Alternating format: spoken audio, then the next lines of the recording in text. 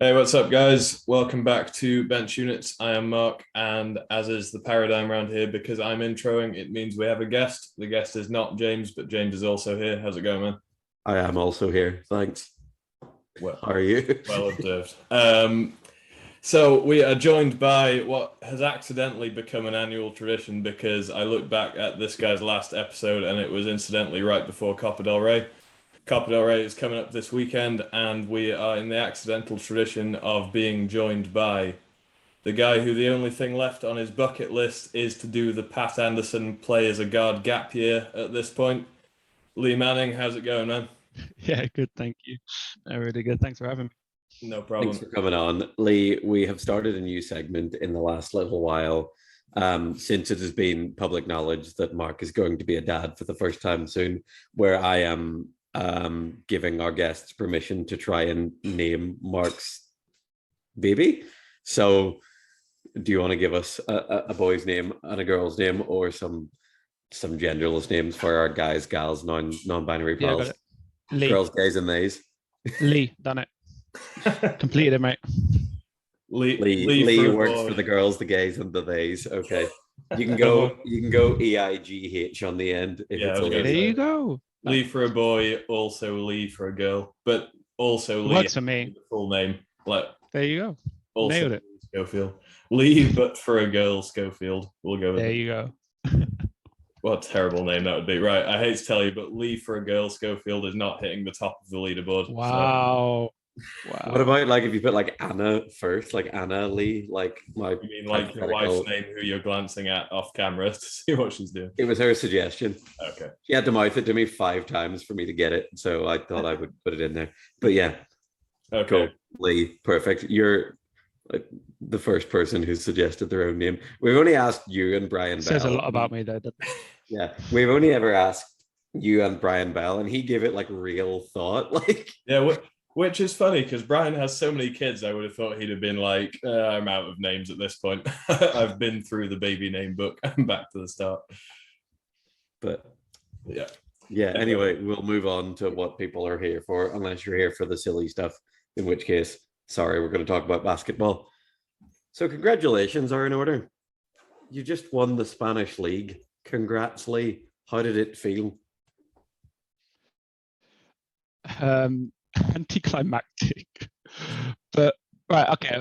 For explanation on it, right? So the fact you're going into a last game, and obviously if we win, we know we've won the league, and Madeira are in the same position equal to us, and obviously want us to drop the game to win the league. But you win, and like there's the only celebrations coming from yourself. Like there's no league representative there or anything like that. So we haven't got a medal or anything like that. So you are just there by yourself. Yay! Yay! And then you got to go on to Saturday for the Copa del Rey. Like we're sandwiched between two competitions, which are meant to be highlights. And it's like, yay!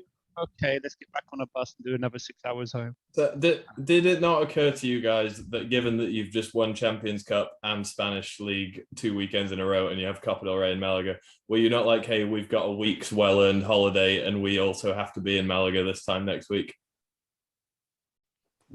What helped You're like, with it that came up. accidentally?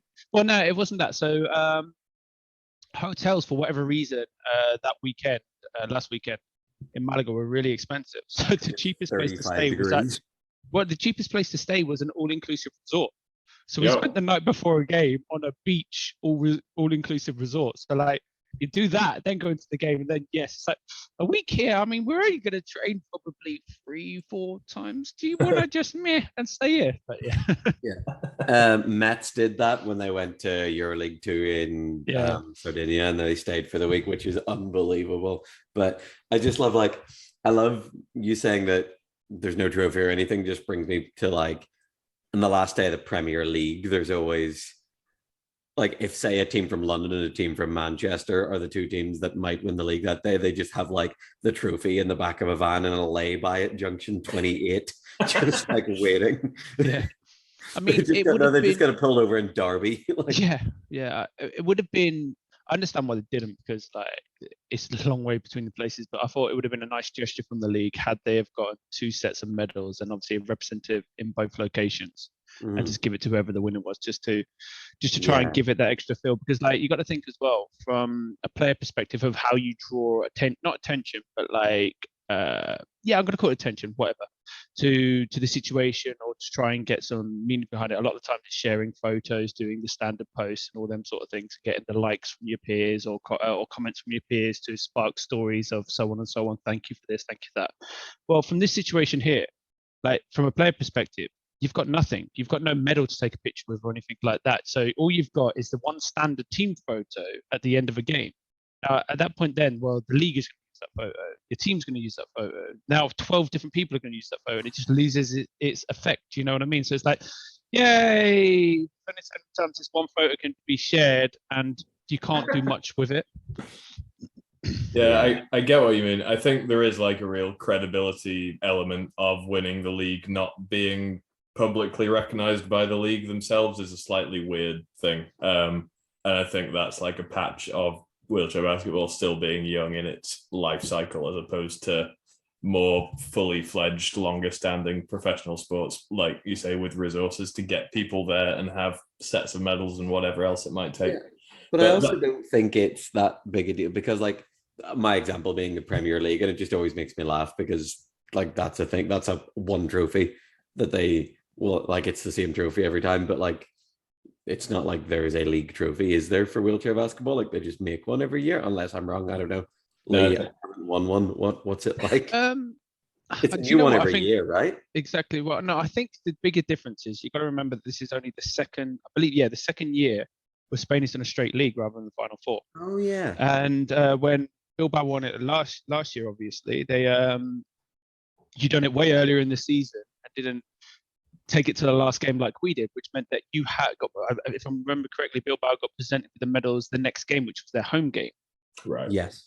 Whereas obviously we didn't have that situation, so it's the very last game. So in fairness to all involved, it was the first time a situation happened like that, where it's a league and it's the final game, and we just so happen to be away with a possibility of two teams winning. So like there's probably a learning curve to be done in that situation. Yeah, of course. Fair enough. All right. It's not easy for them to sort. I love how we're like just picking nits here. Anyway, we'll move on. I just want a medal. No, I'm not moving on. I want a bloody medal. The Champions Cup, we won and we didn't get a medal. What? Yeah, you didn't get a medal for the Champions Cup, and obviously I haven't got just a team trophy. No little trophies, individual, just a team trophy, no medal, and obviously now nothing for the league. Literally at this point here, I've kept the accreditation from the Champions Cup upstairs because at least I can put that in a cupboard somewhere to look nice. Well, budget was tight for Champions Cup, right? Because they didn't even give Kyle his All-Star trophy. Tell me about it. We're telling everyone. Yeah. But yeah, anyway, so we'll stop. We could probably go on this for an hour, and as much as I would love to, it might be what the people want. But yeah, so one of the... I think they want us talking rubbish. I'll be honest. I'm sorry. I think they want us talking rubbish. Go back there. They might do. We ask people for these feedback all the time. We keep being like, hey, if you want us to do more stupid, goofy stuff, let us know. If you want us to actually like take it seriously and interview people, let us know. So we try and tread the line. But it would be lovely to be able to just fall either side of it at one point. But no one gives us feedback because no one listens this far in. But yeah. So one of the big questions we wanted to ask, moving on to how you got to the point where you didn't get a medal handed to you for winning the league, was, so you guys started this season, no Gaz, and obviously Filipski coming in as a new signing, which was absolutely massive. What was that like to have to adjust to playing with a new four after so many years? I'm going to jump back in terms of that. It's not just that, you got to think as well, right? So of how the team dynamic worked. We had no Ali as well. Ali out for the whole season, and obviously he was a key part from the season before. I missed all of preseason. So in the Paralympics, in that quarterfinal against Canada, I tore 3 muscles in the back of my shoulder. So I played the whole rest of the Paralympics high as a kite on legal drugs. High as a kite on that. And then I missed all the preseason and the first game. So I was out for about 6 weeks at that point, and I come back for the second game. So we had loads of moving parts within that. So our team itself anyway, to start with, it was very much a case of, because the team we constructed, it was people fell into a natural position anyway. So like you had Carl running the pick and roll, you had Fifi on the other side as a shooting guard, for want of a better term, or your weak side scorer, or even and the ability whereby if they jump Carl too hard, you can swing it to Fifi to play the natural power game and swing it back. So natural parts within a team which work. And then equally you had me as the main center behind that, running predominantly pick and roll side, and then you have a second forward working the space off of that. In this situation, it was Ben, or it could have been Harry, depending on what we played. And the same with our lows. So like our lows fell into a natural job of, well, if they're going to be weak side, it's for the curl after the pick and roll, or if it's Oscar, maybe it's Oscar for a shot off of that, or Oscar in the middle. So the natural harmony of it wasn't a problem because it was all people in their natural positions. So it was one of them ones where you didn't even need to train it. It fell into a natural harmony. It was almost one of the problems, not started, I'm not going to say started, apart from where the hard work begins is when everybody starts to come back and we're coming in together. And now you've got, and when you not overtrain something, when you train a situation where it falls out into its natural, almost honeymoon bubble, and now we have to find the natural order within the lineups. So to start with, extremely easy, but almost not by luck of the situation, because we worked to get the team that we got, but through, you know what I mean? Start of it. Yeah, sure. Fair enough. Well, you're a pro at this because you've kind of covered over our next question anyway, which was the readjustment when Gaz came back. But I was looking back through your guys' season as prep for this, but you guys had kind of a mini rough patch February to March time. Yeah. And obviously for you guys, a rough patch. I think you lost all 3 of your games in that span, which I think any other team would call a pretty good season. But coincidentally, all the games you lost involved the number 72. I don't know if that was on your radar, but you might want to avoid that score if at all possible. So what do you think brought that kind of rough patch slide on, and what did you guys have to do to get out of it? There was a load of different things, and the rough patch realistically started from, say, mid-January. So before the actual losses, the rough patch started. And for us, a lot of it there was things. So the break for the European. So you got to think most of our players are heavy minute players for different situations. And we took that and varying results off of it. Well, okay, GB's was good, but then there's problems, and GB's situation was exhausting because of the political issues to do with that. Obviously you touched on it previously in your podcast, to do with like the COVID and the bubble games. Someone listens. There you go.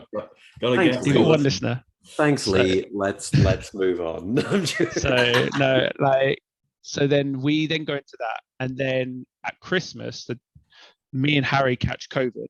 So we missed the first game back against the Lunion, which helped the team slightly as well, because we're not such a good team, but when you've got a good team and you're back against the wall situation, generally you come out fighting.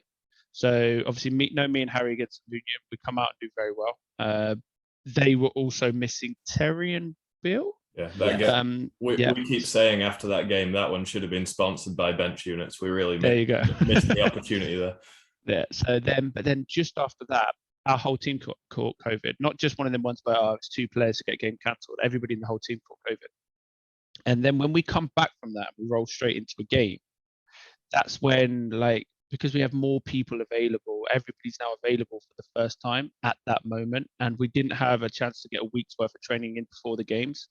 Right. The natural order of falling into them positions, what I kind of mentioned before, lost its place. And we went through a stretch then from Christmas all the way up until when we lost them a couple of games. I think we had 6 different starting lineups within that whole stretch. Right. And it was not through searching, but it was one of them ones where, no disrespect intended to the other teams, but we had an easier run of fixtures. Sure. So you are trying things, try to find your run of form, but then accidentally by doing so, losing your constant foundation, like your harmony within that. So we were searching to get things going, not quite finding it, doing one sub within a starting 5. If you just say, for example, let's say in the starting 5, you're swapping Ben for Harry, or you're swapping Almo, Oscar, or Fran, or you're swapping Fifi for Gaz, or you're swapping me for Fifi or Gaz. just one change changes the whole flow of how that lineup's going to work. So Yeah. we caught ourselves out, and then not only that, where we had the run of like 4 games, which are meant to be quote unquote easy, again, no disrespect to the other teams, you have that thing in your head when you've been flying as a team, well, you're going to win this game by 40 points, 50 points. Well, then you win the first quarter by 6 and you feel like that's awful. But no. Like even if you win every quarter by 6, you're still going to win by bloody 32. But because you start on zeros, you 32. Good maths. Yeah. I just muttered it, and I was like, I hope the microphone didn't pick that up. But no, here's our sound. No, you're good. No, mate. As I'm doing it, it's because I was then going from 2 to then I was going to go to 8, then I was going to go from 10 because I was doing different. But anyway, maths, I'm good at it. Trust me. You should have just said by loads. By loads. When you win by lots and lots, it's very difficult to. No. So you start on zeros, obviously. So that first quarter is always going to feel a little bit turbulent because you feel like you're going to be, I should win this by loads. Yeah. And then that feeds over into other things. And you win the game by 30 points or 32, also known as 24. And you feel like, I should have done better. But it's not like you get trapped in the moment rather than looking at it from outside the box. And we started losing a bit of ourselves and then went into them other games. And we just lost our identity for a little bit, but also these other teams, they're good teams. Like everybody is going to come out firing against us because we were the guys that they were chasing. Like this isn't meant anything other than the factual thing to do with when we lost to Alunion, that last game that we lost. Amadou, Danny Diaz, and Pablo, they shot a combined 71%. Yeah, and that's what hurt us. And then the next game, I can't remember who they lost to. Maybe was it to Gran Canaria? I think they lost the next game or Medina, whoever it was. Yeah. They shot a combined 21%.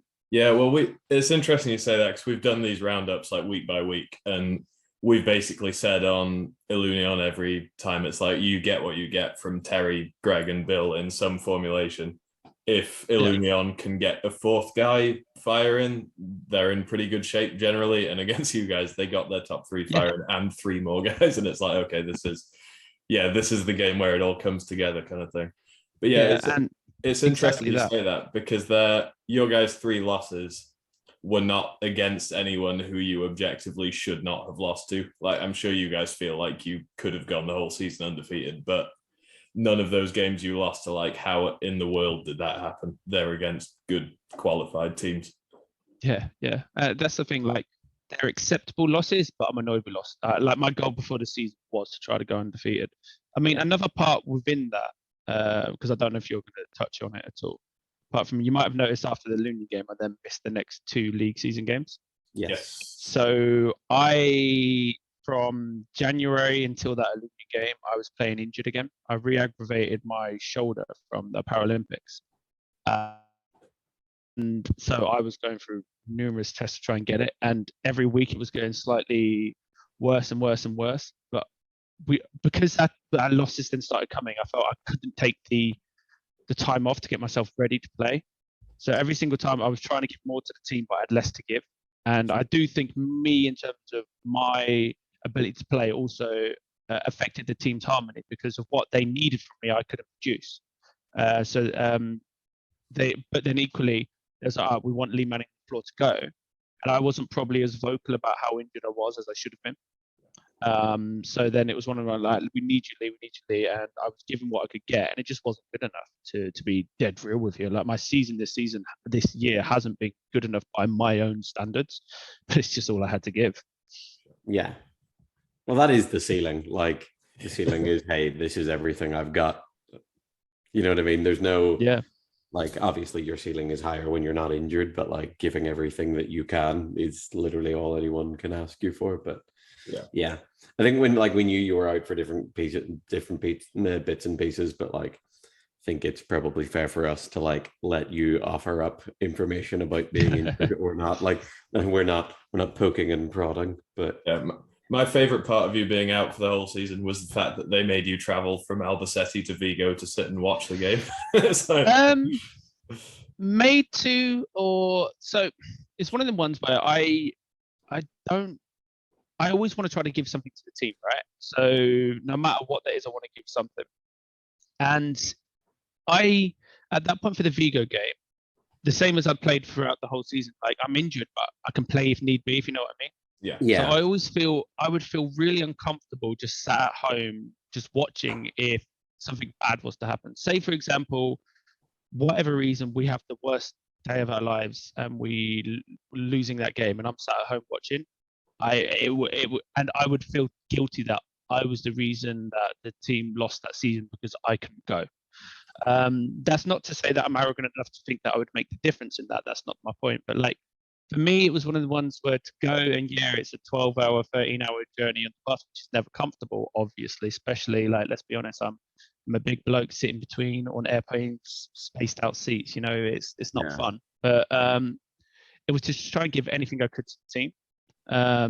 Just to be there, even if I'm just giving out drinks or anything like that. I want to do that. It's just how it's kind of been ingrained in me. Even if you want to go back to say how Murray was years and years back with GB, I just think it's one of them fundamental things which is just ingrained in you, installed in you that you do everything that you can. But yeah, it wasn't a fun bus journey. If we could get Ben Simmons on here, would you have that little conversation with him? Because I think that would help.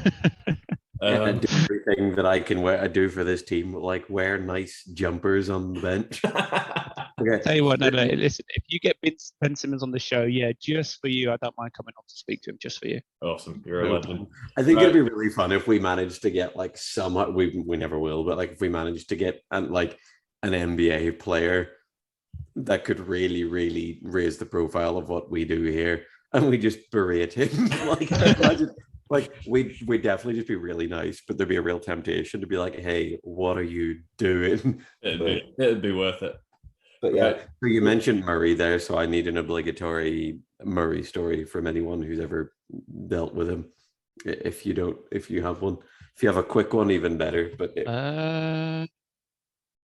God, I've got loads. I think I told you a load of the good last time, so I'm gonna try and not go over. Oh no, fair enough. Actually, I forgot that you've given us one the last time. Never mind. We'll edit this bit out so it looks like we know what we're doing. Right. you come out fine, especially now that you said that. No, we'll just keep the bit of me saying we'll edit this bit out so we look like we know what we're doing. So we've hit the dip in your season, Lee. So I guess the obvious high point up to this point was the fact that a couple of weeks back you guys got to hoist the actual Cup of Champions in Germany. So congratulations for that. It's been 8 years that you've been with Albacete. I can't remember how many Champions Cups you've been to off the top of my head. I think it's somewhere in the 3-4 range. 3 years. So obvious question, number one, what made the difference this year compared to past years? So in terms of past years and everything like that, we've only been eligible to qualify for it for the last 3 years. Yeah, you guys did have a run where you were you won like Euro Cup 3, 2, and 1 in consecutive. Or you lost to Galatasaray in Euro Cup 1. I remember that one. Yes, yeah. So we won the Challenge Cup, so Euro Cup 3 or whatever you want to call it, 2 times consecutive. We got very unfortunate. So my first year here in Spain for Albacete, it was our first year entering into Europe, and we won that. And at the point that, for whatever reason back then, the points to win the Challenge Cup was less points than not qualifying from the qualification round before to go to like the Champions Cup one where you had the 3 teams and 4 would go to whatever it was. You got more points for just entering that than you would for winning the Challenge Cup. Right. So we didn't get many points. And then the second year they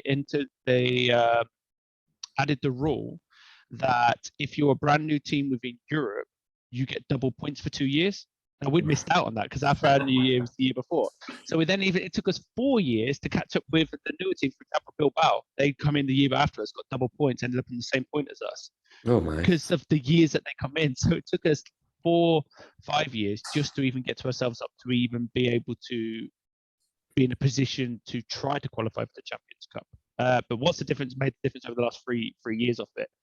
First off was the experience of it. So 3 years back, just around COVID, it was the experience of going. So obviously we wanted to do more, we wanted to get better, but it was the first year of the format where it was rather than a straight tournament. You know, when it went the 2 tournaments and then goes to the final 4 element of it. Yeah. So we went to that. Didn't have a particularly great game. It was all right. It was just one of them. It was a learning curve for us. We do obviously want to do more. We want to do better. All athletes do. You go into a game trying to think you're going to win, like you're not going to go into it thinking that. So you're always going to be disappointed if you lose. And then so there's that. Last season though was the bigger one. Last season we should have done better. We had a very strong team, more or less the same team we've got now, apart from without Fifi. And we should have done better and just caught a wave of poor form just going into it. I think one of the reasons being it's one of them ones where once you've actually got a team who can finally compete to win and actually be up there rather than you believing it could be up there, not the pressure of the situation, but the reality of the situation got the team a little bit. And we hit bad form. And then that's where we almost, quote unquote, saved our season by winning the Copa del Rey at the end of last year, because we wasn't in the form during that for the season to get it.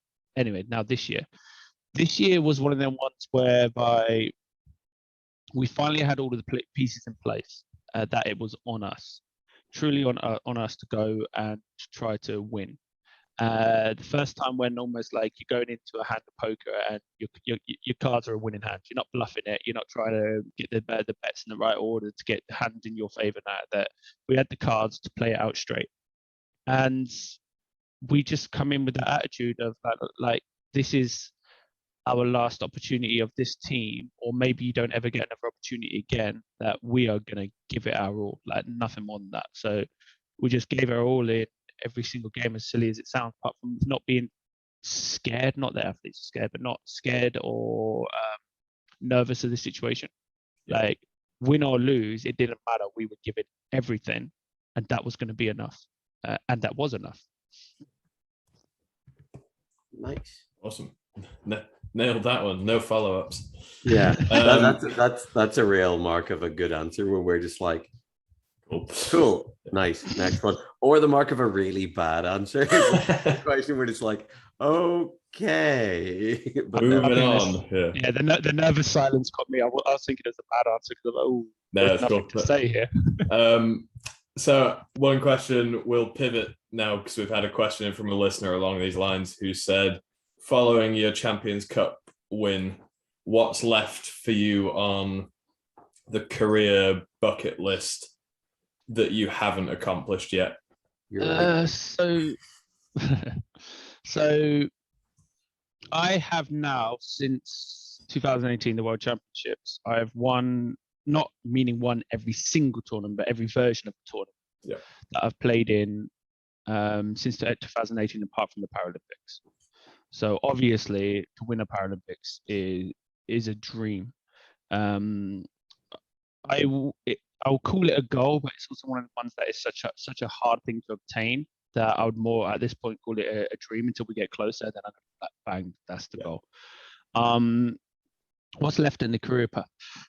Well, it's one of them ones. This is going to sound really, really weird. Apart from motivation to win is something which is hard to obtain as an athlete, because we are very much onto the next. You win, like for example, win the Championship Cup. Next week you've got to win a league game to win the league. Oh, we've won the league. Next game we've got to win this next 3 for the Copa del Rey.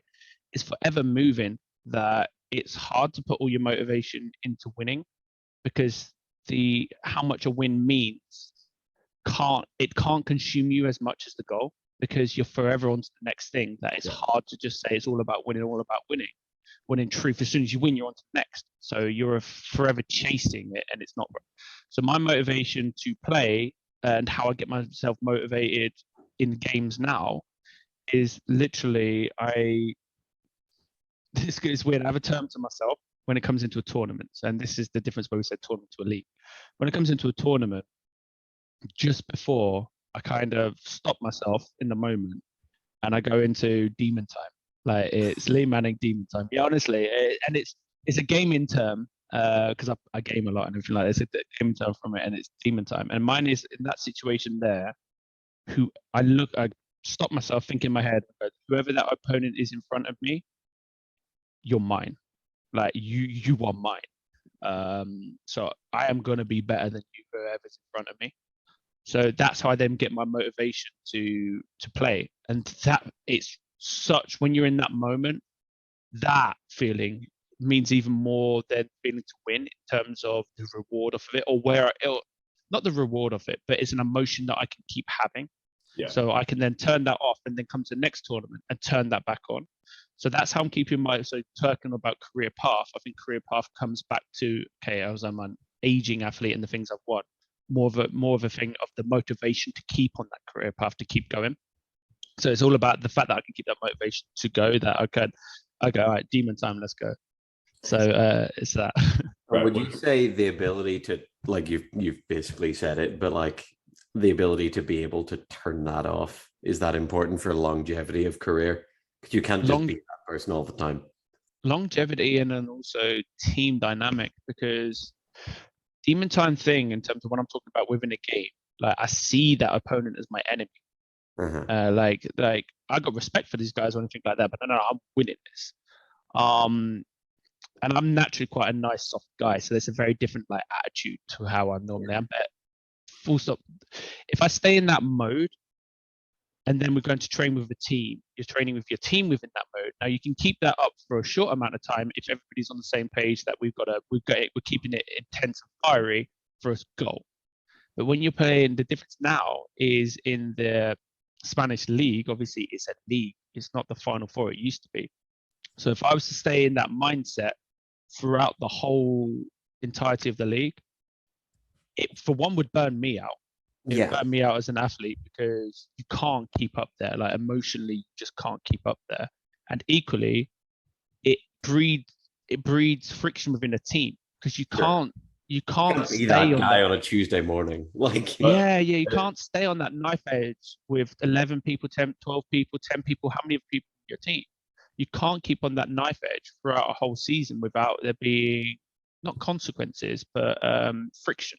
And I think you see that now a little bit as well in terms of how you have to orchestrate a team to win the Spanish league compared to how it used to be. Like you look at, for example, a Lunion are still in their DNA a tournament-based team, and that's not meant as a dig at them, I think, but you only have to look at the fact in the league, 7 losses, finished 5th in the league, but can finish 2nd in the Champions Cup. Yeah.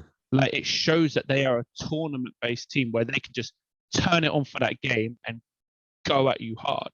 And even in the years back when they won the league, they would often somewhere within that to quote unquote a team that they should be would have a irregularity in a result where it's like, oh, they maybe shouldn't have lost that one, or one of them ones with raised eyebrows.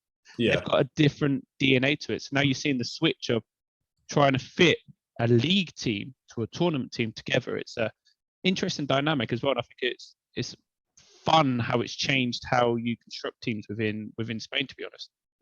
Okay, that's interesting. The fact that you say about not being able to keep that up for the entire season without, ruffling some feathers is interesting, because we've had a couple of guys on here who are ex-Bilbao who've been like, yeah, the training year by year, week by week just did me. I couldn't handle it anymore. So maybe they're just full-time demon time, as you described it. By the way, we were going to call this episode like Lee Manning Copa del Rey preview, but this episode's just being called Demon Time now. Like it. That doesn't draw people in. I don't know what. Right. Shall we move on to the game of Champions Cup? Because we have to get your take on what happened here.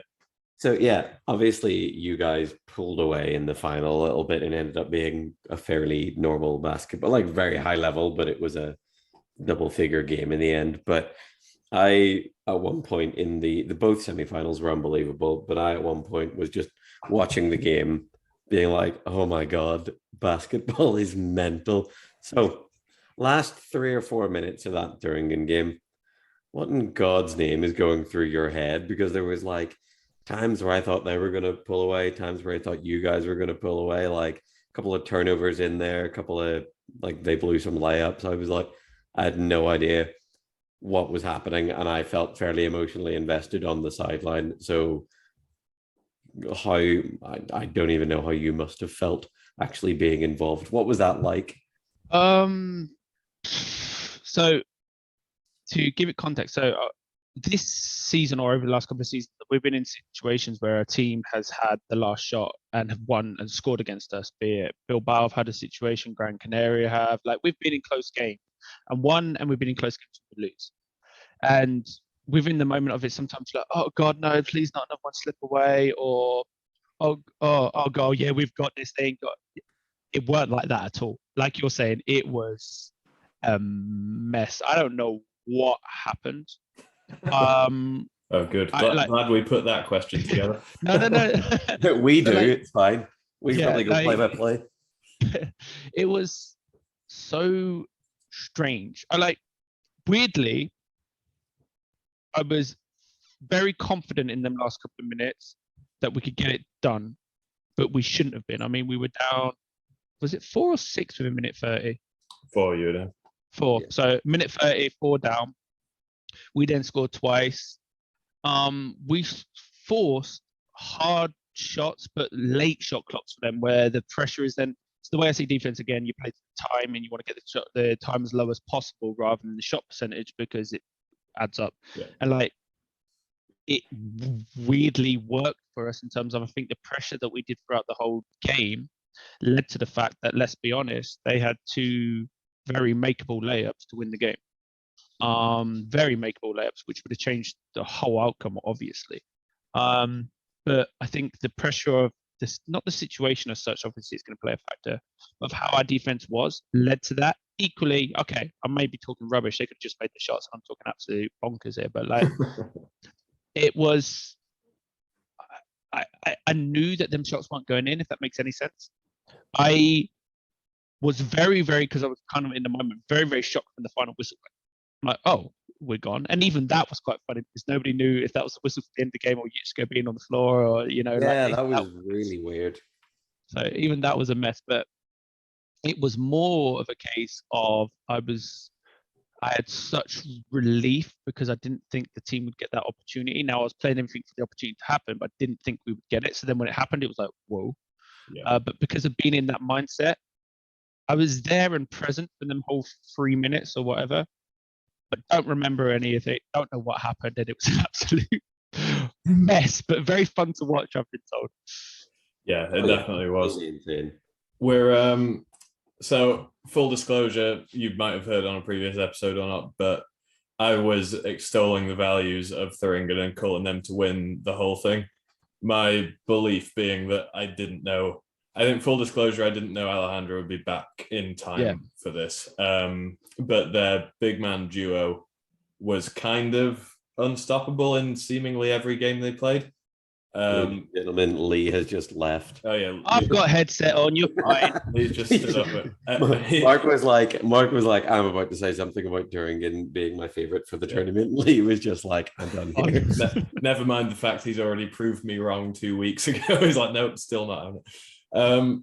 But yeah, the interior battle and the way you guys are able to limit between yourself and Ali were able to limit Haluski. And I mean, Haluski didn't have a bad game. Vahid looked like he was having such a terrible time that I'm convinced at halftime of the game he was looking on LinkedIn jobs or something and was like, get me the hell out of here. But oh my God. You guys were, you were able to shut them down in a way that nobody really has so far this season. And do you think, is that a size versus size thing? Is that Alejandro coming back and giving you some support and not having to battle 2 giants all the time? What do you think went into that on your end? 100% having Ali alongside me. So when we play as a one big situation, a lot of the time within a defense schematic of that, you are from your other 4 players, you play more aggressive out on the block to almost encourage them to come inside, because you want to try and use the advantage of having one big as your cover defender.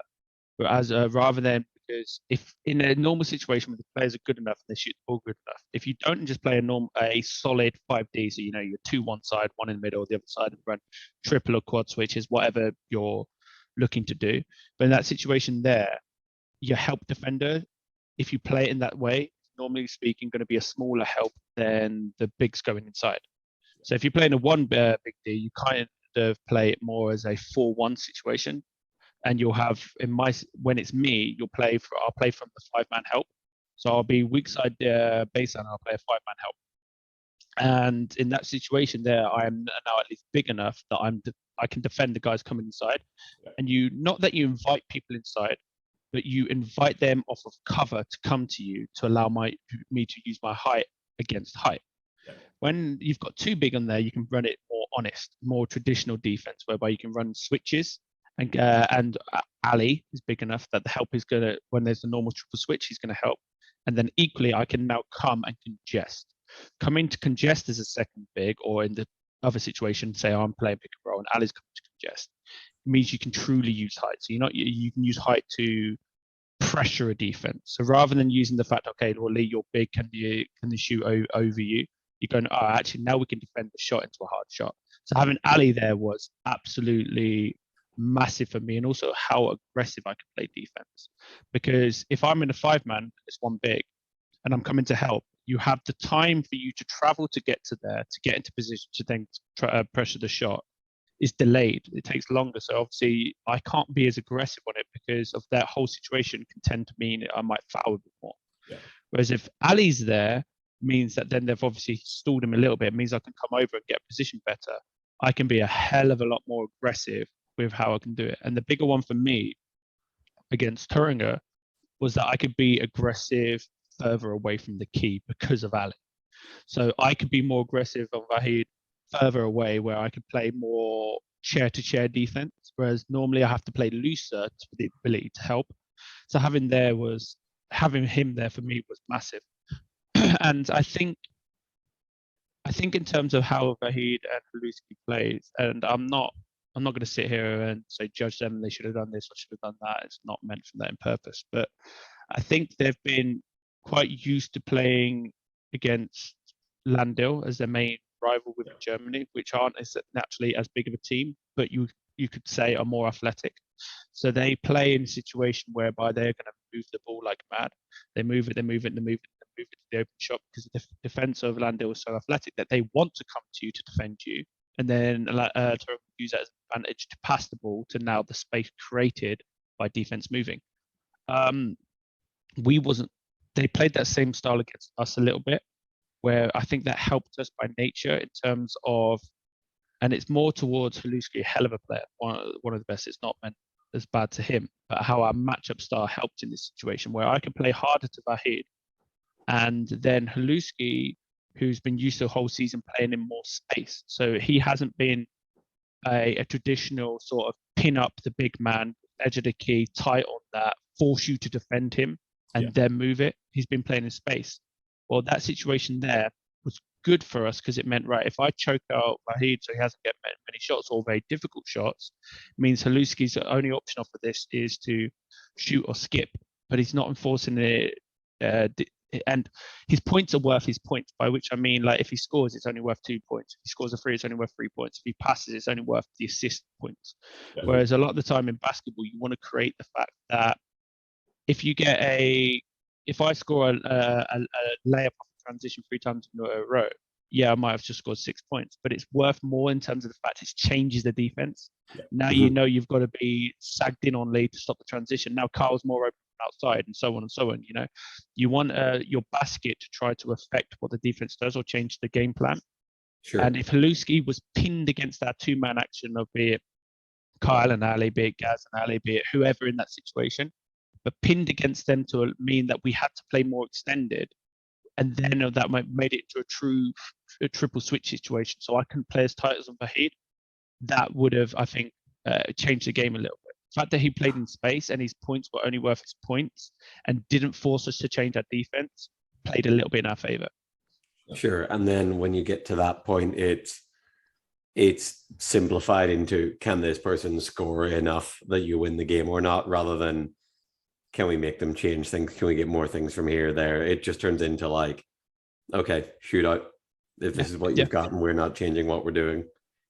And it still very much nearly worked for them. Let's be honest. Like you said, if they made their shots at the end, they beat us. And our game plan looks like it's nonsense. I'm gonna say that's how fickle. For all the stuff you've just laid out, it's kind of incredible and a compliment to Thuringia in a way that you basically have to say, hey, the game plan is let's just take one of the best high point players and one of the best set shooters in the world, and see if he can beat us just shooting open shots, which is like, it sounds insane to say, but that's like kind of the only option. But you guys, because you can't cut out everything. Your top players are going to score, like, or not such in terms of me, because I'm not obviously my points dictate of if I get inside the key or if I get the ball or not. But like, I'm gonna get a cheap 4-6 points a game off offensive rebounds. That's just the nature of my game. Yeah. Kyle, Gaz, Fifi from outside, they are gonna get points. Haluski are gonna get points. Geordie are gonna get points because these guys are too good of shooters not to get open at some point within the game to score. You can't take all the options away. So it's instead, can you make it so their option is their only option? Because if now they're now scoring, and now you go with the mentality, right, and this happens at times for guys absolutely on fire, but now I need to change it, so I'm going to have to go and stop him. The second you go stop him, if somebody else is more open, like when you're playing at the top level, it's not a case of where it's just one star, stop him, the team has not got as much. Everybody can play basketball, and by stopping one option just opens up another option more. So it's trying to play the jigsaw puzzle of that. Yeah, and it's not like a definitive, hey, we stop this and we win the game. It's, okay, there are these 3 different options on the table. What do we think is likely to sort of increase our probability of taking this win home? And then you just have to go with one and believe in it and go. But yeah. And it's a tournament. We're talking about one game, right? So it's not like a case of where you say, let's set up this whole thing within a series, change the schematic, how this guy's played the game before to do this, that. You just play it and win or lose. Anybody can win or lose in that situation. Like, it could just be on the day that we were better. Could play him another 10 times, we lose 9 times, or the opposite way around. We could play him 10 times, win him 10. Who knows? It's just a single knockout game. Yeah, one of the... Sorry, go ahead, Mark. I was going to say, so I'd been on to James prior to Champs Cup, and I was saying, club basketball wise, I was trying to rank the big guy combos ahead of Haluski and Vahid. You and Ali might now have a claim to that. I'll let you state your case for that in a second. But traditional big guy combos, I ranked ahead of Haluski and Vahid are both international, and it's Pat and Joey and Justin Everson and Brad Ness. And club wise, I think probably some of the old Santa Lucia teams would try and say that like Cavallini and Rossetti were there, but I don't think they have the impact that these guys had, which is no disrespect to them. It's just they were very old school, traditional, semi one-dimensional guys. So where do you put the best big man combos of all time, club-wise? You know what? I think I would list the people exactly the same as you. Where I would put Vahid and Haluski as different to me and Ali or above, how it doesn't really matter in terms of that, but is that them two have the ability to dictate the game because they have the ball in their hand. So, and all the other matchups you've said are where one of the players can have the ball in the hand to dictate the play. Me and Ali are different in terms of we need somebody else to have the ball to bring it in. I mean, I can try to go point center if you want, but like you need a guard. That's going to go. About this. So like, yeah, I can sit low. I played on 25-inch wheels about 10 years back. I remember. Yeah. But we are different in terms of we are a true old school. Like think about old school like NBA or anything. Old school two bigs. Yeah. It's not like a power forward where it's a point forward now or anything like that. We were a power forward and a center, which is we're going to run and gun, but we needed the team to run and gun with us and pass us the ball, you know. Yeah. So ranking me and Ali into that group, I think it all depends on the team around us. I think Haluski and Vahid are always going to be good together because of if they're together, they're good enough to do it themselves, for want of a better term. Same with everybody else on the list you just mentioned. It's not that me and Ali depend on other people quite like that, because I can argue that me and Ali's defense is better because we are just big, blah, blah, blah, blah. Yeah. But we need players within that. It's all about the team makeup, is what I'm trying to say. Yeah. Sure. Yeah. I think I'm less interested in this is 1, this is 2, this is 3. I'm more interested in what pairs are in that group. So happy enough for you to not try and rank them all. Yeah. And also you have to back yourself. Like you have to put yourself at the top, whether... Oh, that's the thing. Even if it's one of the ones where maybe I don't, but maybe I'm not as bad, good. maybe, but ball handler or 3-point shooter or shooter is Haluski. But maybe in my head I'm thinking about Dumbarton because one-on-one I've locked him down, he ain't gonna score. You know what I mean? Like it's just a fighting mentality. It's kind of nebulous. Cool. And but fun. Speaking of backing yourself, shall we go Copa del Rey? Yes. All right. So we're going to talk a little bit about Copa del Rey. We've got some listener questions. Then we're going to make you predict the whole tournament. Yeah. And there's time-honored bench units tradition where people get on here, predict themselves to win, and are wrong about it. So maybe don't back yourself too heavily, even though you guys rightfully probably feel like you're the favorites. But no, it's a lose-lose. You have to back yourself. Beware of the curse. So format-wise, you talked about yourselves, Ilunion, etc., being kind of cup, Ilunion particularly being kind of cup teams or tournament teams, as you put it. You guys have just won a tournament against what you deem to be the tournament team. So what does that do for your guys' mindset going into this, bearing in mind they're only 2 weeks apart? I think in terms of how our team is, all pressure on us is to win because everybody's going to naturally assume, okay, well, you're champions of Europe, done your league. Okay, you lost them a couple of games. Before that, you were flying. Oh, you've refound your form. So everybody's going to, I would imagine, back us to win, right? Or tournament favorites, or however you say it. So there's no pressure, or sorry, all pressure is on us from that standpoint. That even if you don't win, you've made a mistake. Like you could have done better or anything. But I think for us, the only thing which will affect our weekend, and this isn't meant on any other team, is it's been in a very fatiguing couple of weeks for us, by which I mean, but emotionally, not physically. Like the highs and lows, it's just draining. So if we can, and I think we will, so this isn't like no, I think we will. We go into that tournament where we can keep that mentality of we're there, we're here to win, do it everything. We'll be fine, but it's emotionally draining. So I said like getting that demon time attitude. Yeah. To get yourself back to that after coming in and out, and the rewards of winning, but you try to celebrate because you can't go on to next. It's draining. So I got our first game against Malaga, which isn't going to be a walkover game. Obviously, we're going to look. We expect to win. You've got to say expect if you're trying to win the tournament. Obviously, it's not going to be an easy game by any stretch of the imagination. They've had some great results this season. If we don't come out with the right mentality, and not through lack of trying, but just because again the fatigue of the last month, it will be a game. We have to come in focused as anything, just pure focus on the job at hand. Yeah. Then the results will take care of themselves, for want of a better term. But yeah, I'd back us to win because I have to back us to win. I have to have the mentality to win. It ain't going to be easy, that's for sure. Sure. All right, we have a listener question in, and it is: who are you most looking forward to playing against? Hypothetically, obviously, if you project forward through who you think you're going to play against, because you can't just pick from Malaga unless you just say Abdi and then move on. But I have certain individuals on all teams I love to play against because, like I said, when I get into that mode of who's my enemy, well, you can't really do that against everybody just because you'd be everywhere trying to fight. Not fight, but like I would try to I'd be sprinting across one side of the court to the other side of the court to take every matchup, Yeah, it's matchups as well, isn't it? There's probably like as one of the two like dominant big men going in the league. There's probably for every team I find something. So Malaga, they got a couple of younger, nice forwards coming in, who I'm like, okay. I want to give you a game so you can see what this game's about. What basketball's about. I want to give you that challenge, but from a respectful manner, not because I want to beat you down and show you I'm better. None of that rubbish. But like, I want to give you a game to show you that, hey, what's up? And then obviously you're going against some of the English friends within that, be it Pete, be it Abdi, be it Addy. It's fun. Like I've known them guys for years, so that challenge of that is fun. Then other teams. So who?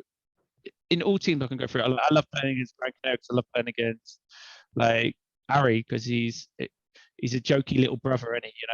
That's the question. That's funny because this question actually came in from Harry. Really? I would never have ever guessed it was from him. Um, You would have he's really fun. known if we were like the question also had the winky tongue sticking out smiley There you face. It didn't. That's And ours.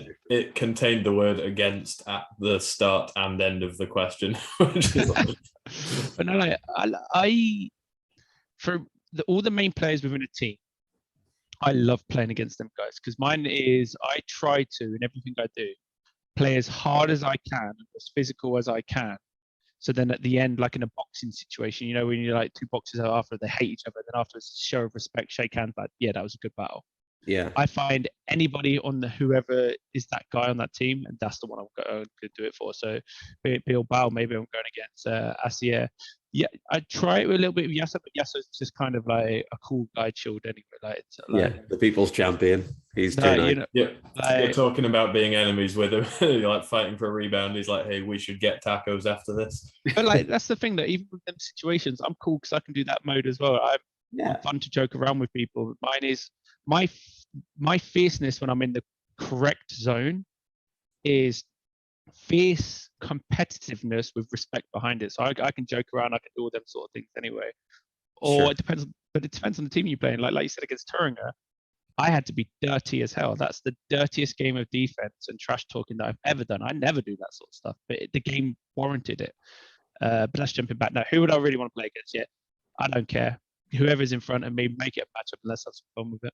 I love that. You're just like, roll the ball out. Let's go. I'm calling Yeah. Kozarina to drop another 25 as he seems to do every time you're like Malaga are in against a big team. He's like, hey, don't worry, boys. I've got it.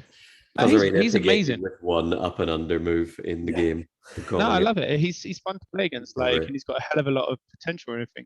Yeah, I just won't. And he's going to score because of the nature of the team that he's on. He's going to get the shots. Like, and he's a great shooter. So, but I just want him to. He's going to feel me. Do you know what I mean? Like, he'll go, oh, like Lee's there defending me. Like, it was even after the game last week. It's like, oh, geez, like Lee was there, really made hard. Yeah, that's what I'm going to do, mate. Yeah, that's you're like, that's my job. All right, yeah. Cool. Talking about doing our jobs, let's predict some quarterfinals. Right, Okay. so we're going to hit you with each matchup, Lee. You're going Go to tell us the winners. I'm going to fill out the bracket, so I do apologize if anyone can hear me live typing as you talk. So, game 1, Bilbao Ilunion. For the record, Bilbao are undefeated against Ilunion this year. Yes, they are. With some caveats, I might add. Well, that's the second game we played them, Terry wasn't there. Greg had 3 fouls in 7 minutes. Yeah. Like that's not me not backing up. Saying it's not. This is the hardest one to call out of the lot. We got the bad draw. So did they. I am going to back Ilunion, but no, I'm going to put something behind it, right? I've sent a lot of you guys in that Billboard team messages. You have had a hell of a season, considering all the factors that happened with Asier going out and everything like that, and how you've changed your identity of the team and kept going. Impressive, like just flat out impressive. Yeah, thanks. And every single game you go into, I'm like, geez, in theory, after losing Asier, you shouldn't be able to do this against a big team, or even like David dropping 30 a game, just smashing it. Well, he shouldn't be able to keep doing this. But then every time he proves me wrong. So like a massive respect to it, but I'm gonna have to go again Ilunion because Bilbao shouldn't be able to keep doing what you guys are doing. It's impressive. Yeah. But also tournament team, also Terry Bywater Cup, also. And I'm gonna jump back as well to just put. Greg has had a phenomenal season. Yeah. Oh, unbelievable. Like, phenomenal season. So like, unbelievable. Sure. Yeah, we're still probably underdog, having gone into this beating them twice, but yeah. Okay, so in true Bench Units guest predicts the tournament fashion, James is out in the first round. And the best thing about it is you don't have to play the games out, so we'll be on the bus by 11:30. We're flying down and getting a bus back home. Game 2, Murcia, Gran Canaria. Yeah, Gran Canaria. Again, I think Murcia have done very well the first season coming to the league, and they've done very well for themselves. Yeah. But yeah, no, Gran Canaria. talent disparity, I think, is Unless Rose doesn't get wheels on time. Okay. Yeah, that could be a factor. Yeah, guys. If anyone listening to this has wide axle 26s that you could give to Rose Hollerman, get in touch with her on Instagram. It should be sorted by the time this comes out. I would like to think so. But yeah, anyway. Okay. Next game, Madiba and Amphiv. Madiba. Madiba, they obviously had a very good season. The only question mark you only ever have with that sort of game is if Romo can hit 23s in a game. 23. Well, yeah, like Romo top scored the league last year, which I think people forget. No, I still think if Romo has 35, they might have 55. You know what I mean? Yeah. That's why I said 23s. I can do that maths. That's 60, right? If Romo scores 60 on his own, they might be in with a shot outside that. Yeah. Okay. Also, as far as a team that's like equipped to deal with like a mobile shooting undersized forward, I think Madiba are up there. But okay. Albacete, Malaga. Albacete. Cool. That was very inventive of you. Yes. Well, I've already talked about Malaga. I don't need to show the respect there. I've already shown respect. Love you guys there, bang. Sorry you lose. Fair enough. All right. Quarterfinals time. I mean, semifinals time. Semifinals time. Ilunion, Madiba. Madiba have beaten Ilunion twice in the league. But as you say, cup time. Yeah, so have we, but it didn't matter. It didn't matter 5 minutes ago. I've not heard. I just think it's really funny. I'm gonna go with Madiba. Oh damn!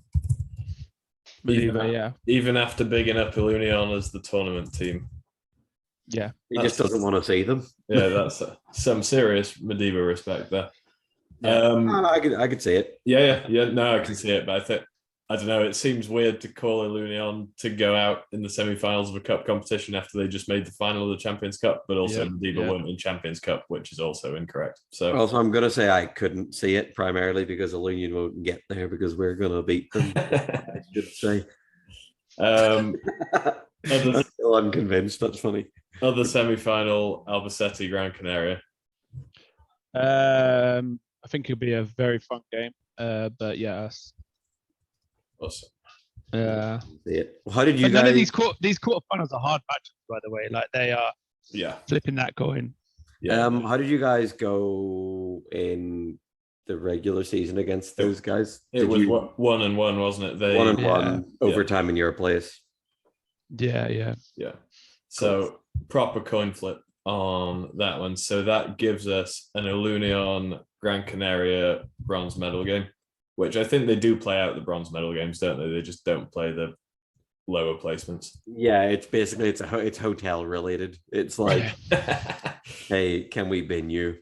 Cool. Bye. Right.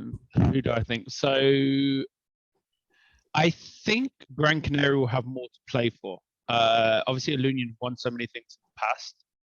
I don't know how much. This is going to sound disrespectful, but I don't know how much they care about winning a third, fourth game. No, that's fair. Yeah. So I think Gran Canaria, it will just mean, not that it means much to Gran Canaria, because obviously they're still trying to look to win it themselves. Yeah. But I think they'll be easier for them to get themselves up than Ilunion. But if Ilunion get themselves up for the game, I have to back Terry and Greg, because again, it's a final game. I'm going to back them, but it all depends on what attitude they come out with. Sure. My favorite subplot for this game, assuming that the path follows as you've laid out, is that I think Ilunion have already got in contact with Rose Holloman and offered her. They have one spare 26-inch wheel, and they've offered her that. So I really hope we get to that game, and whoever's spare that is just lets their tire down and is like, sorry, I'm going to need my spare back. But I mean, it's one way to win. I don't know if that will happen, but that would be great theatre if that did happen. No, I'd love the world in which Gran Canaria don't play Ilunion in an important game, and the people who are playing against Gran Canaria go and slash an Ilunion tire for the knock-on effect. Like I love I love that. Like going and doing damage to someone else is just, I don't actually condone any of that. That's all terrible. We You should show up, play basketball, and go we home. should state we hope none of this happens, although it would be funny if it did. Yes. Okay, on to the final then, and no prizes for guessing who you're picking in Albacete Madiba. Yeah, I'd pick back us. I think we match up quite well to them in terms of a lot of what their team is obviously big, it's very transitional. With then two good, so field running and the pick and roll with the ability to shoot, but then more so to give it to the open shooters who are the weak side, where they play almost a triangle off of it, but a triangle not in the traditional sense. So you'll have Charlotte or Tinin attacking like mad for either one of them two to get inside. So like it's a free flowing like 2-man game one side, 3 people, rest of the court do what you want. I think we match up relatively well against that. In our 2 games against them in the season, we've done quite well against them for that reason.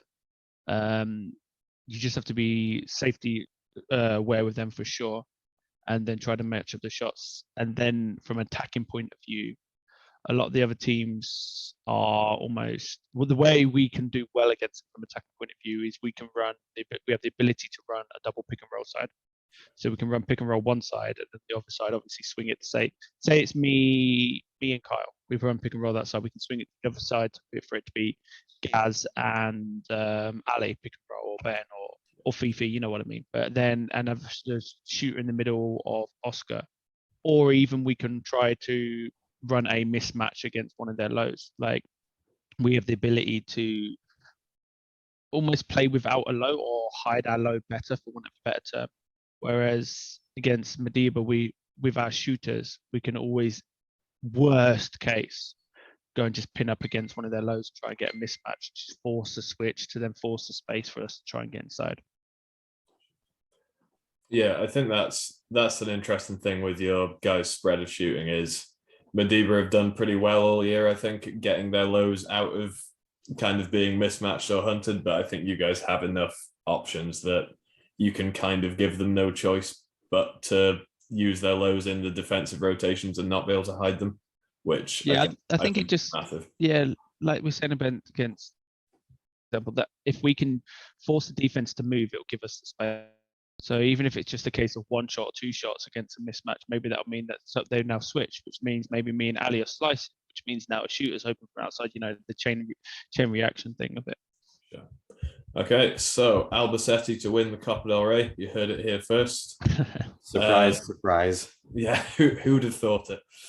So should we hit some final questions from our listeners and then we'll let you get out of here, Lee? Sounds good. Cool. Take it away, James.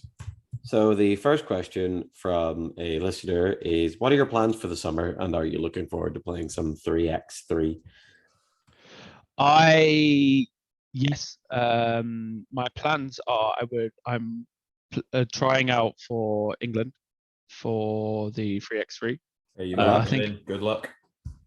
So yeah, I genuinely wonder, and I don't mean this is obviously not a comparison, but like who's gonna have at less time making a team between me and you? And I mean it because there's a very small where I'm coming from, and you're Lee Manning. Like that's the comparison I'm making.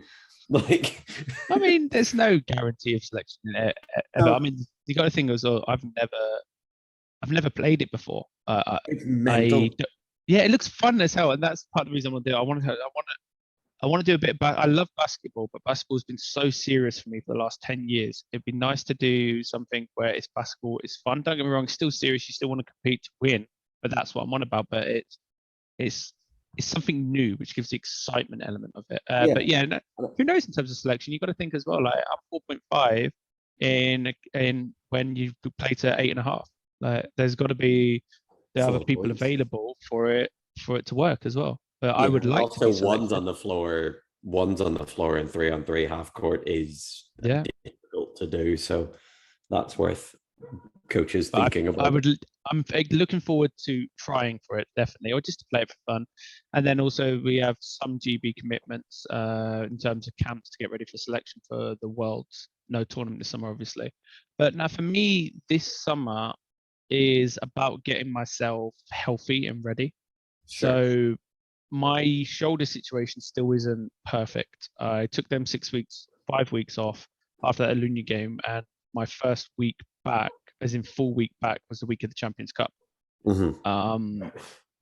My shoulder still isn't right. I need to see another specialist on it. It's to do with, to give some background into it, and I don't care talking about it, it's not a problem.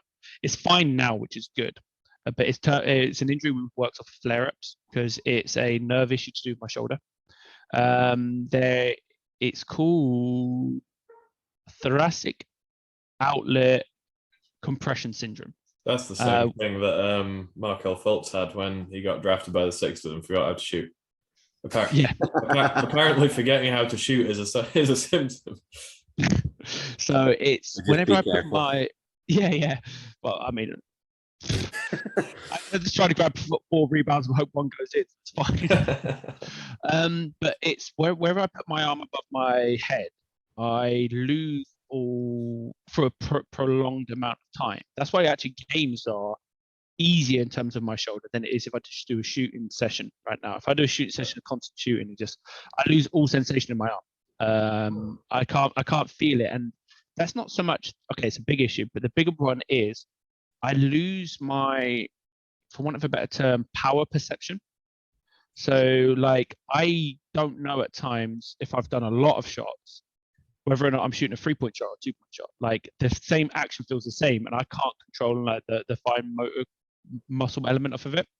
Sure. But it works off of like, it's like waves of it. So it's to do with when you get so tight thoracically and through your shoulder and everything like that, through your rhomboids, it then stops the channel of which the nerves run through from your spine all the way to your arm. It stops that, it compresses on it and just stops the nerve signals firing properly. Okay. You're incredibly nonchalant telling us about what sounds like a pretty horrible thing to be happening. I'm just trying to think of a Thoracic Park joke, so that's why I'm saying nothing. I'll keep waffling on and you get the joke. It's what they can call it when smiling. he's actually shooting from the car park because he has no power perception anymore. But right now it's fine. And it was my own issue. It got so bad because I started with the tears from my tres minor from the Paralympics, and I re-aggravated that in January, and it just stopped my scapula moving around. So my under the armpit element stopped a bit towards the spine moving properly. So when the scapula didn't move, then all of a sudden I started getting impingement up towards the thoracic part, towards the spine, and that's when it got it, and it just built and built and built and built. And I've had waves of this over the last, say, 10 years, ever since I had a slap repair, which is when you tear the labrum in your shoulder. And you'll remember, Mark, because it was back when I was playing with you guys towards Sheffield the year before, and I had the shoulder operation. And it was from then onwards, my shoulder just doesn't move as freely as a normal shoulder, quote unquote. And then obviously how long my arms are. And I never knew what it was, but every now and then when I got really tight, I'd have problems where I'd just lose sensation in my last 2 fingers, so my pinky and ring finger. And then it just got worse and worse and worse and worse. Luckily, fortunate enough, with that 5 weeks off, I was able to not do anything, decompress, train the muscles I needed to train, and relearn my shoulder blade to move as it should. So now I don't have any problems with it currently, but it's definitely something during the summer that I need to address and get healthy. And part of that is this summer, I'm just training like an absolute madman. So I'm doing hopefully if selected, the 3x3 and doing GB. And I'm trying to get the team around GB within that, using the resources to try and get a physio, S&C, and nutritionist to come up with a plan individual for me, where I just every single week of this summer smash it from Monday to Friday every single week, so I can get my body in a peak physical form. So for myself to carry it then through. So it's like an off season to get myself as high as possible to then maintain throughout the year, to then so on and so on. So it's kind of a rebuild year for me. Summer. You put a lot of thought into this. All I could think about while you were explaining the details of that is when you said you'd had it while you were based in Sheffield, and we had one of those friendly tournaments over summer, and you showed up on the day and you were like, yeah, I had these injections for my shoulder and they told me to wait. I had them at 9:30 yesterday morning. They told me to wait 24 hours, but our game doesn't tip till 10, so I should be fine. I was like, this seems like you're cutting this incredibly fine, right? But okay. Yeah. But no, I hope that gets better, man, because that sounds like some nasty stuff, but it sounds like you've got it nailed from a Hopefully, plan perspective anyway. hopefully. I'm just thinking about, you know, in the original Jurassic Park movie when they realize that the dinosaurs are out and there's like some, you can see the like ripple effects in the people's drinks. That's Lee not being able to moderate his strength against the backboard. There we go. Cool. All right. You Next stretch question. for that one, mate. Come on, you should have Yeah. done better. That was a stretch. I know. Give me a week. Next question. Would you consider coming back to England if the league ever went pro? Consider it, yes. Even not necessarily from a pro factor. Just from a family aspect. It's growing on me now as I get older. My kids not having as much of a connection with their family as I would like. Now they're completely fine. They love each other. There's not an issue like that. But it's one of the ones where some of my family members I consider to be like the best people in the world. Like my dad, massive influence in my life. He's my idol of what a quote unquote man should be, by which I mean like the father figure, the caring, the right morals, right attitude. Mhm. And obviously my kids love their granddad. There's not a problem with there, but I'm like, I want them to grow up knowing who he is. So there's always a factor of that in terms of, but the thing is the kids are fine. They know no different. That it's not an issue. They're in school and they're happy and they have Yeah.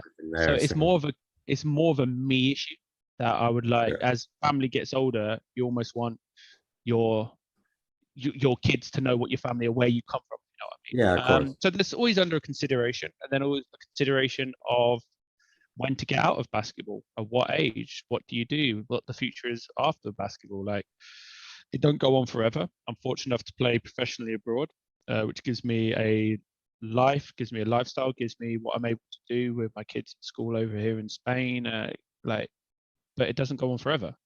And at what time then to do with basketball is a good age to get out? Is it good age for me or is it good age for my kids? Like, what one do I want them to come out on an exam year? Do I want them to go? Do I want to, if I do come out, do I go back to the UK? How's the schooling flicks within that? So it's always on my mind.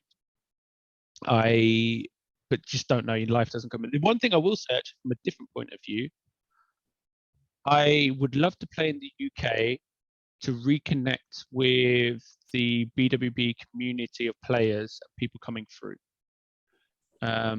Just to not so much, well, yes, to mentor and everything like that, but I've been abroad for so long now in terms of 10 years consecutive.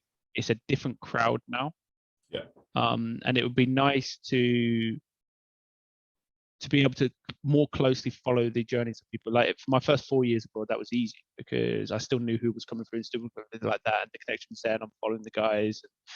And I'm open that anybody from the UK or anybody from Stoke can always message me, and I'm always going to message back and try to help or do anything what they want. So I'm open to that situation anyway. But it would be nice to still have a bigger connection to the BWB community. So I'm aware of that, and maybe that's something I could try to do more so in the summers when I am back. Sure. Are you, just off the back of that, because I hadn't thought about that from that perspective, but are you at the point where you're like coming back for camps now and there's the Pete Cusacks and the Tyler Baineses of the world and you're like, I've literally never seen these kids play before? We're getting close. We're getting close. That's mental. I've never thought of that. Yeah, and it's more so now I'm looking at, and it's an unfortunate situation what's happened where the last two junior tournaments with GB obviously haven't entered. But I'm fairly sure this next team that enters within the juniors, I'm not going to have a clue who half of these guys are, because unfortunately as well, like there's a good academy system set up in the UK for guys to come and come along.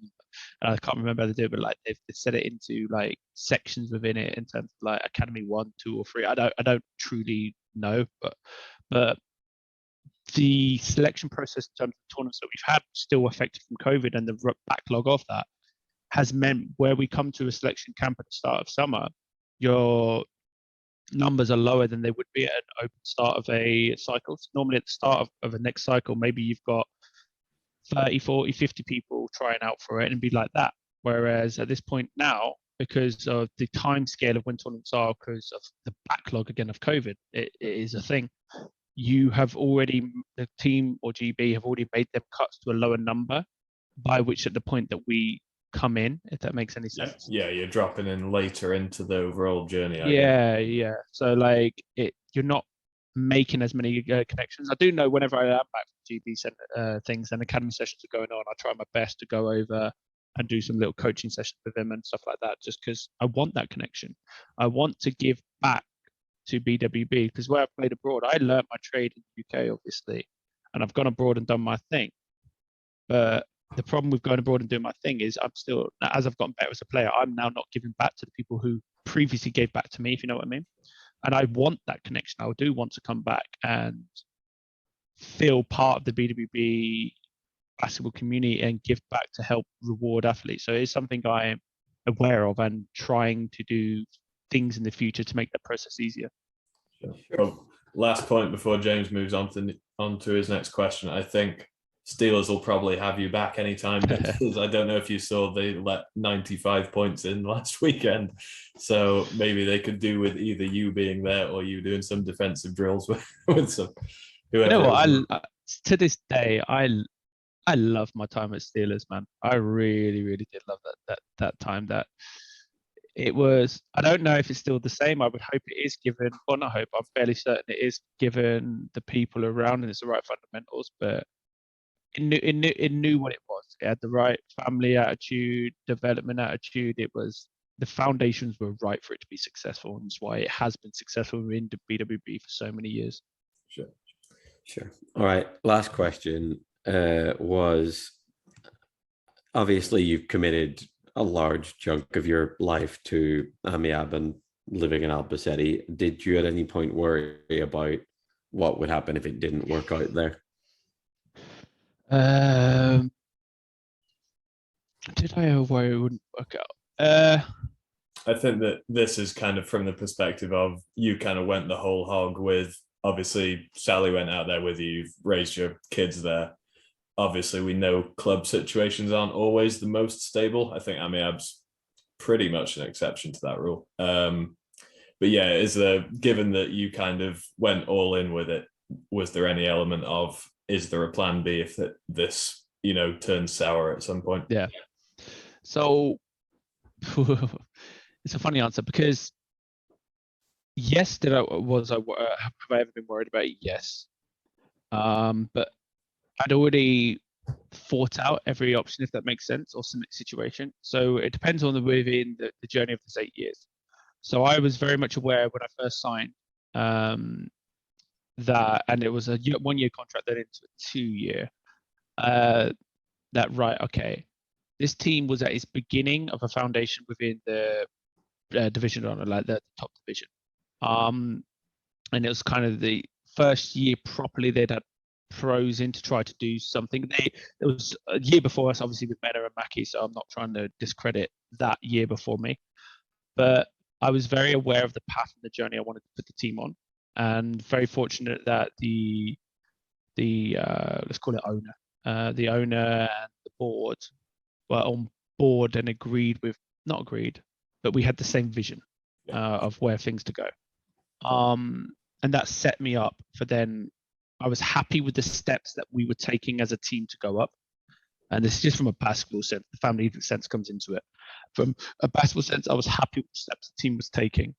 And I'm fairly good at knowing the pieces a team would need to win, and would talk to players accordingly to try to say, maybe this would be a good opportunity for you guys to try to make what I would see as the perfect team, or the team it took to win, and the steps that would take. You can't instantly get the players that you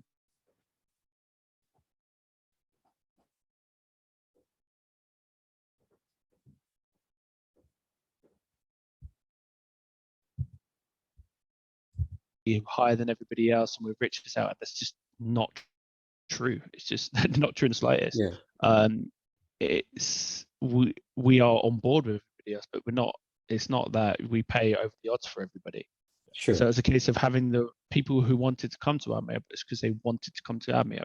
They wanted to come here maybe to play with me and Kyle. They wanted to come here because the path or journey that we've said that this would be a good opportunity to do. So it was building off of that. At times, did I worry if we'd lost sight of that journey? Yes. Yes, I've been here for 8 years. I'd be silly to say. And within that, we've had owner changes, board of director changes, player changes, team changes, coach changes. I would be lying if I said, was I ever scared that this wasn't going to be what I wanted it to be? Yes. But at that time then I'd been here probably at that time 5-ish years. And the situation for my family was good enough that I went, okay, because I had the opportunity at that time then, I could have gotten out of my contract and gone to some teams for a big, big, big office. And it was kind of like the knife's edge in the team, what do I want? And I went, no, you know what? The life, everything that I wanted to set up to be here in terms of kids stable in school, house, Sally, having friends, working, the life I wanted to build here had built. And to go to another team for that, even if the basketball wasn't what I wanted it to be here at AMIAB, I wasn't going to move. I'd built what I wanted for my life. And the basketball, even if it went subpar, I would just accept it and because my family. But equally within that, I knew that I'm a good enough player, not that I can control to always win, I don't mean that, but a good enough player and smart enough in terms of trying to make a team that I could try to always have a competitive team around me for that to not be an issue. Yeah. And that's what I've just tried to do. I've just tried to make it so that all things fit accordingly. But there is an aspect of, well, if basketball goes to crap, well, as long as there's money, I'm not. Which I mean, money. Like, let's be honest, it's a job. It pays for what I'm talking about. My wife and kids. I need to be able to financially support my wife and kids. Provided there was a job here in AMIAB, I would stay here because it's perfect for my family and make the basketball work. And so I built the foundation that was strong enough that the fear and worry wasn't as much of an issue because I knew my outcome either way. Yeah.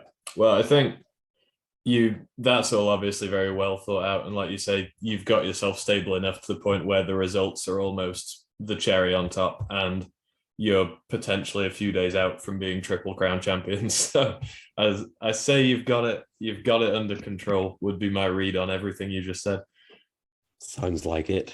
Yeah. It's hard work though. It doesn't come easily. It's hard work. More stress than it needs to be at times, but that's also part of the fun. If it was easy, it wouldn't be worth it. Well, actually, it probably would. I'll take an easy life. Let's make it worth it. Yeah, I was going to say, if it was easy, everyone would do it, is what I think. Yeah. All right, so that's the end of the questions and the end of the podcast, I think. Yeah. Thank you so much for coming, Lee. This was great. It's all right. Did I talk too much again? Sorry, guys. No, a little bit. Just the right amount. Right, no worries, man. Thank you very much for joining us. For anybody listening, this is going to be out. We're recording this on Wednesday. This is going to be out tomorrow, which is the 19th of May. This will be on YouTube, so you'll all be thrilled to know that this episode will have subtitles because that's just what you need when you're listening to audio. And yeah, if you want to get to this, it's through our coffee account. If you would like to, feel free to sign up, donate, support, subscribe. Lee, would you like to donate or subscribe? To your YouTube page, yeah, I'll do it right now. Lovely. Awesome. All right. Thank you for listening, guys. And yeah, we'll be back soon with some Copa del Rey coverage. Lee, good luck at the tournament, man. Thank you. Bye. Bye.